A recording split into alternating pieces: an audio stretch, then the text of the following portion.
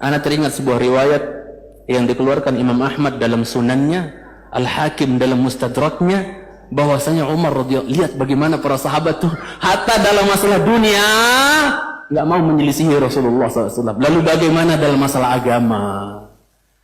Coba perhatikan. Umar bin Khattab suatu hari jalan di gang-gang rumahnya para sahabat menuju ke Masjid Nabawi.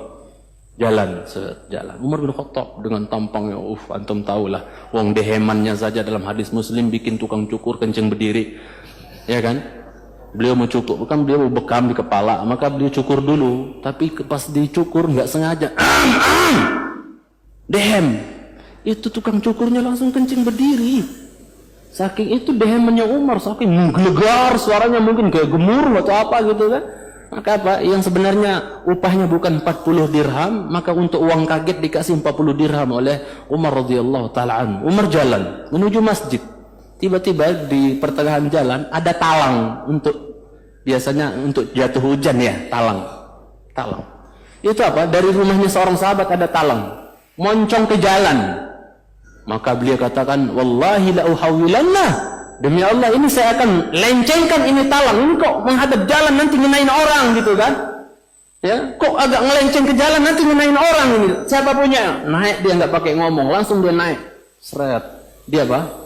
Dipalingkan itu talang itu, jangan sekalian dipalingkan arahnya. Ini Al-Hakim meneriwayatkan Imam Ahmad dalam musnadnya, dilencengkan, turun, datang ke masjid, biasa nanya-nanya, siapa tuh punya talang, masang-masang talang apa, ngoncong ke jalan nanti kena orang, apa basah keciprat apa, siapa itu?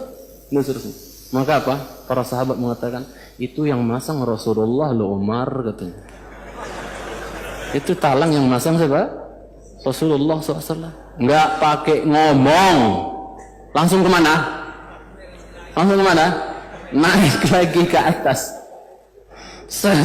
diarahkan persis yang diarahkan oleh Rasulullah sallallahu alaihi wasallam. La ilaha illallah. Dalam perkara dunia saja mereka enggak berani menyelisihi Rasulullah SAW. Bagaimana masalah agama? La ilaha illallah. Tanggung jawab mereka yang apa? Mengajak manusia, mengajak umat kepada yang bukan ajaran Rasulullah sallallahu alaihi wasallam. Allah tuntut nanti di hari kiamat. Waliyatubillah.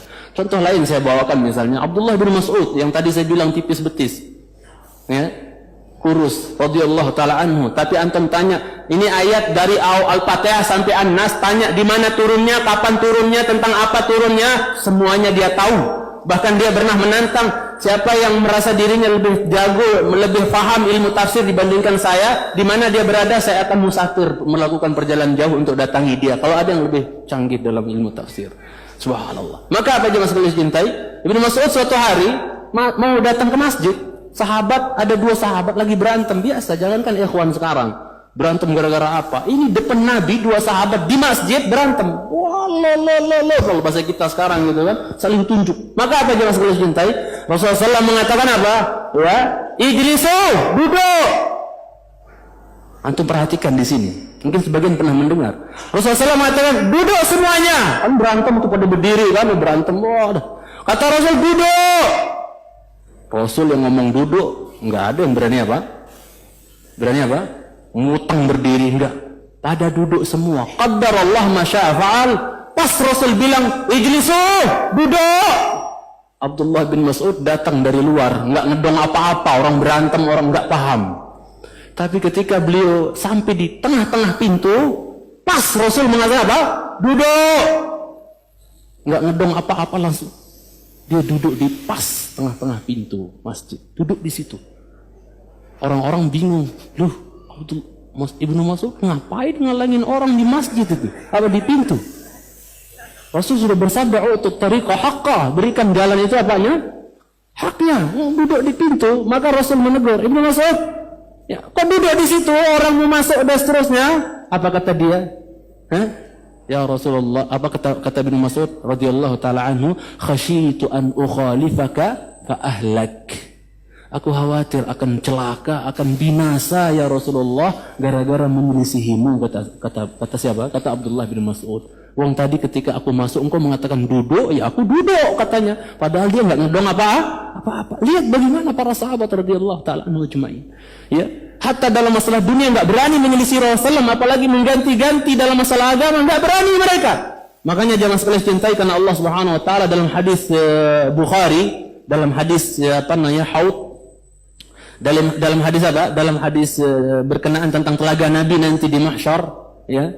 Kan Haud itu kan telaga Nabi di padang mahsyar. Kalau Kausar di dalam surga. Yang airnya dalam hadis Muslim, yang airnya telaga Nabi itu airnya terpancar dari 2 talang dari dalam surga. Paham nggak? Bisa ngayal nggak antum?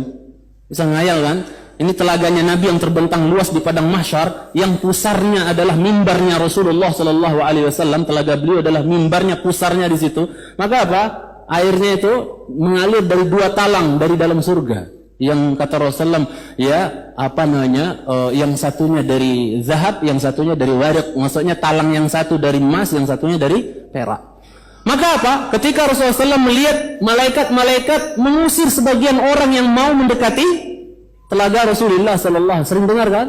Mengusir orang-orang yang mau mendekati telaga Rasulullah SAW, di mana semua Nabi punya telaga, tapi Nabi kita telaganya paling enak, paling lebih putih dari susu, lebih manis dari madu, lebih sejuk dibandingkan salju. Ya, siapa minum darinya seteguk nggak akan haus selama-lamanya, lam yadma abadan. Maka apa? Malaikat ada yang sibuk-sibuk mengusir orang, menghalang-halangi biar nggak dekat ke telaga Rasulullah SAW. Mereka itu umatku, jangan, kenapa kalian usir, kenapa kalian halang? Itu umatku, itu umatku. Apa kata para malaikat dalam hadis Bukhari? Ya Muhammad, innaka la tadri ma ahdatsu ba'dak. Awas, yang berani ganti-ganti. Muhammad, kamu kan nggak paham, nggak ngerti apa yang mereka perbuat, mereka ada-adakan, ya, sok kreatif gitu loh, ya, membuat amalan-amalan yang nggak ada contoh dan tuntunannya dari Rasulullah. Kamu kan nggak tahu Muhammad setelah meninggal mereka berbuat apa, nggak tahu kan kamu. Maka apa? Ya, maka Rasulullah SAW mengatakan, beliau paham bahwa orang-orang yang diusir ini adalah orang yang badalu tabdila. Orang-orang yang apa? Ganti setelah beliau wafat sallallahu alaihi wasallam. Maka beliau mengatakan suhqan liman ghayyara ba'di. Dalam riwayat lain suhqan liman baddala ba'di. Ya, jauh sana. Orang-orang yang berani mengganti setelahku, sana pergi. Tidak diterima oleh Rasulullah SAW. Yang lebih ajib lagi, mohon maaf kalau ada yang tersinggung, jangan tersinggung, tapi ya, kita mungkin lagi proses perubahan kali ya. Anda cuman berpikir, ketika ada orang bangkit dari mahsyar, udah haus, ngumpul di mahsyar, butuh minum. Ya kan, orang bangkit dari mahsyar, di kuburnya kan wirdan utasha, dalam keadaan haus, dahaga. Butuh minum tidak? Iya. Tapi datang dalam keadaan apa? Bersih gitu, nggak bawa lambang kejantanan seorang laki-laki gitu. Dia nggak bawa. Masa dia meminta air sama Rasulullah begini? Masa begini ya? Ditutup. Makanya saya salut dengan Syekh Utsaimin yang luar biasa ketika beliau dikatakan bahwa ini pengobatan cara laser ini, maksudnya cara seperti ini akan merontokkan apa? Rambut dan untuk merontokkan rambut katanya. Maka Syekh nanya, ini kalau pengobatan cara seperti ini rambut rontok, jenggot ikut rontok juga enggak Pak Dokter, kata di Amerika? Ikut rontok juga enggak? Maka dia kata besar kemungkinan rontok juga Syekh katanya. Apa kata beliau kepada yang mengantar beliau? Tolong bawa pulang saya ke negeri saya. Saya tidak mau pulang menghadap Allah dalam keadaan enggak bawa ini.